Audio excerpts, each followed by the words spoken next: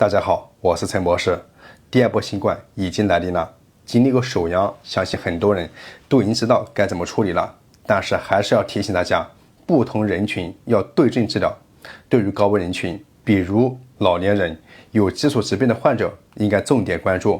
像最近门诊出现的痰热咳嗽这类后遗症的情况，嗓子特别的痛，咳黄痰，白天咳嗽比较少，一到晚上就变得严重，这种情况一定要留心注意。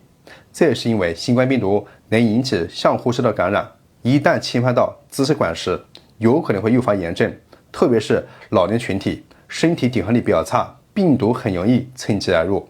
这个时候就需要清肺止咳、润肺化痰，可以口服虫草川贝膏、内含川贝母、枇杷叶这些常见的止咳化痰的药物，发酵虫草菌粉，清肺止咳、润肺化痰。如果诱发嗓子疼痛、声音嘶哑，也可以试一下黄芪响参丸。日常也要加强营养，提高抵抗力，对加快恢复也很重要。但是如果不清楚自己的情况，要抓紧时间线下就诊。